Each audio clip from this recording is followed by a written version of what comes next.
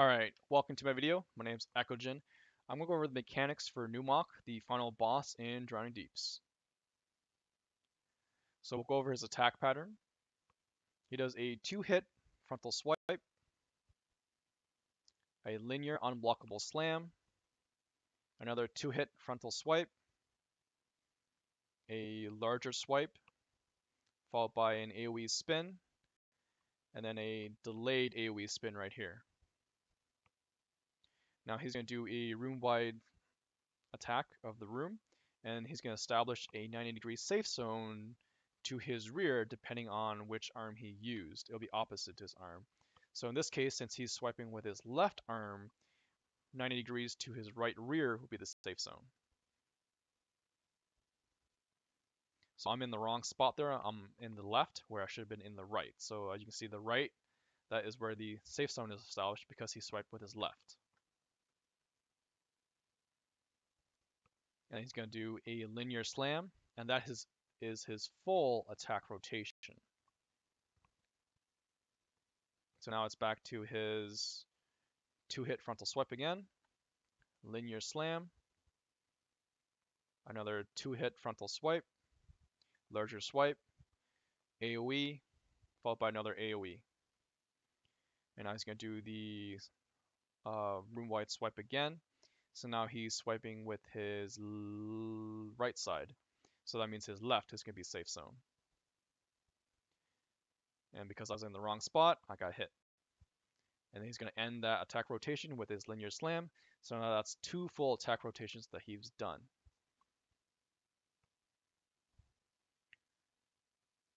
The phase mechanics happen in 80 and 40% in normal mode, and then in hard mode they happen at 90, 60, and 30.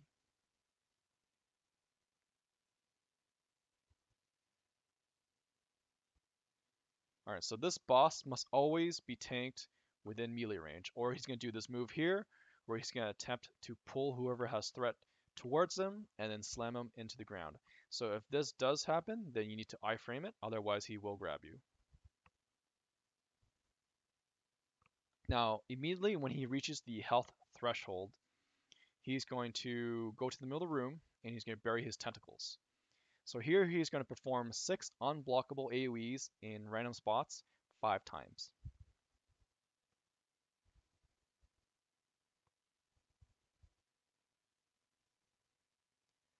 So next he's going to jump to the furthest person. And then you're going to see a message here where it says Numok is conjuring an ink bubble. And he's going to mark the 3 furthest people from him and shoot 3 ink bubbles at them in the order of furthest to closest.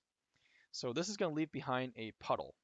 Ideally, the puddles should be organized so they're at the 3 o'clock line. Now Numok is going to go to the middle of the room, and he's going to create a room-wide shockwave. You can avoid this by either jumping over it or iframing it. Then now he's going to go underground.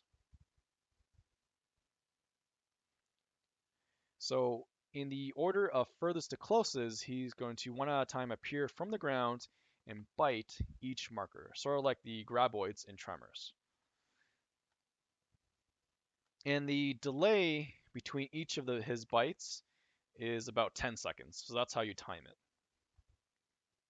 And you can tell who has the marker because underneath them they have like a white reticle. So if you look at Broken Gun, Manu, and XZ there, they all have the marker status because they have the white reticles underneath of them. Now what the non-markers have to do is they have to block the ink bubbles. So the non-markers need to do that besides the tank. So there's the first marker there that got bitten. That was the furthest marker. So remember that he bites in the order of furthest to closest. So 10 seconds after that, he's going to bite the next person. So that's how you time it.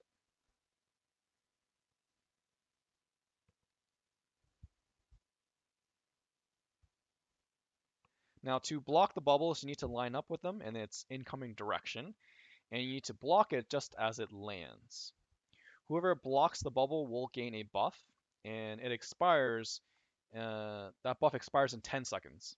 So after it expires, that person is going to get trapped in an air bubble, just like that one player there I have my mouse hovered over. So all bubble blockers need to move to the 3 o'clock line before the 10 seconds are up. Now, it's very important to note that any markers who block the bubbles before they get bitten will die in hard mode. So markers could still do the blocking mechanics for the ink bubbles, but they would have to do it after they get bitten by the boss. Otherwise, they might get the bubble status, and then the boss will bite them, and then they'll burst the bubble.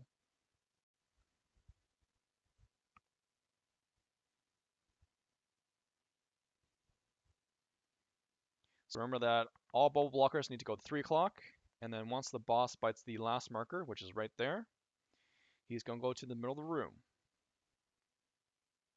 And then you're going to see the message where he's looking for a target to kill. So he's going to mark the closest person. The closest person should be the tank. And he's going to do a blockable room-wide AoE that's going to stun if you do get hit by it. And he absorbs any leftover ink bubbles. Numok regains 5% and a damage stack for every bubble he absorbs. In hard mode, if he absorbs 2 bubbles, that results in a wipe.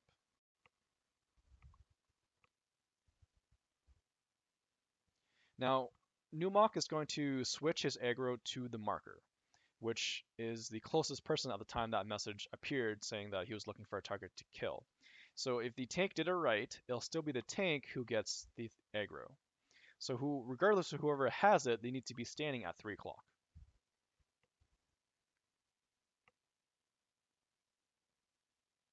Now the boss is going to create a 270-degree ink zone with a 90-degree safe zone dictated by the marker. Now the first ink zone will be at 3 o'clock, but the person then needs to go to 90 degrees clockwise after every zone creation to maintain the safe zone at 3 o'clock. So now you move 90 degrees clockwise to the next line here, and that will keep the safe zone at 3 o'clock. Move 90 degrees again to the next line. Wait for it to finish. Move another 90 degrees. So these mechanics are exactly the same as the pizza phase for Raven King and Skybreak Spire. These ink zones do not affect or damage anyone besides the people trapped in the bubbles. In normal mode, if the bubble players do get hit, they take massive damage. In hard mode, they instantly die.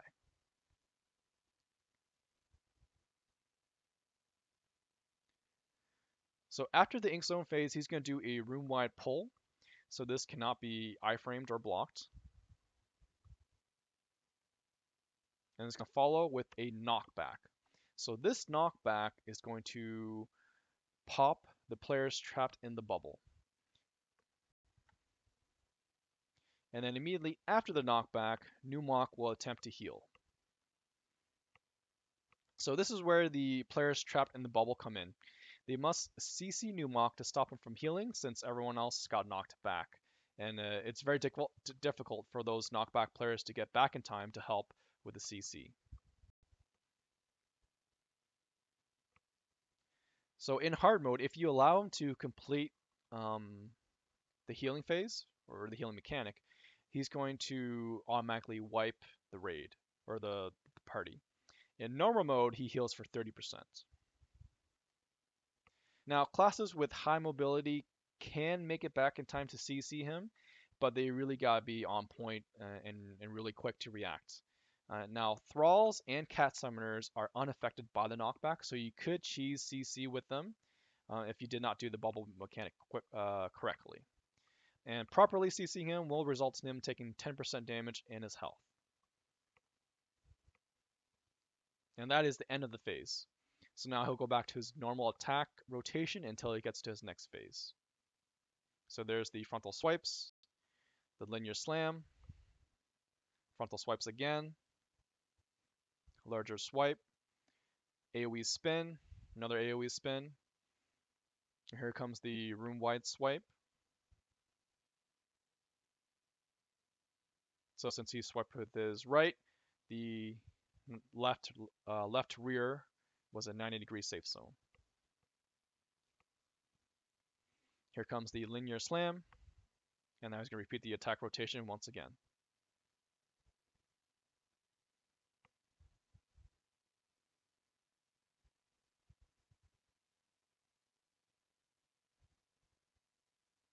Alright, so he hit 40%. He's going to go into his mechanics. So in normal mode, it's at 80 and 40. In hard mode, it's 90, 60, and 30%. So remember that he's going to cast 6 unblockable AoEs in random spots, and they're going to hit 5 times.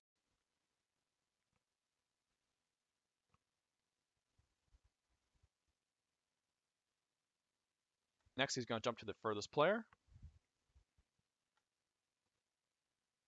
The smashers will appear, and he's going to mark the 3 furthest people from him and shoot 3 bubbles at them in the order of furthest to closest. Remember that you want to keep the puddles organized, so try to keep them within the 3 o'clock line. He's going to go to the center of the room after shooting that 3rd ink bubble. Now he's going to do a room-wide shockwave. You can jump over this or iframe it. And then he's going to go underground.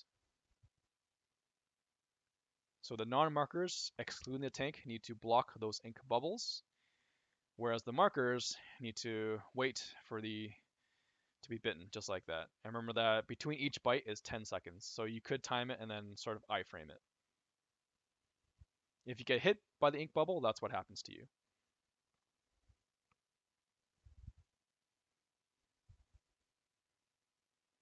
Remember that the non-markers who block the bubbles need to go to 3 o'clock line.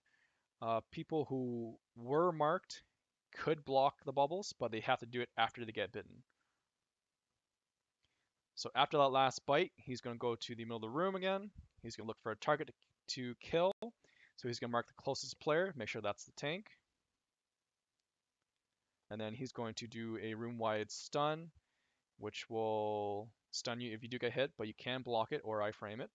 And he's going to absorb any ink bubbles that are left over. Remember that the ink bubbles will heal him for 5% of his health, and it also gives him a damage stack. In hard mode, if he absorbs 2 ink bubbles, that's a wipe. And then whoever has the new aggro, so to say, because he marks whoever was closest, needs to stand at 3 o'clock to start the safe zone, because the people trapped in the air bubbles are also at 3 o'clock.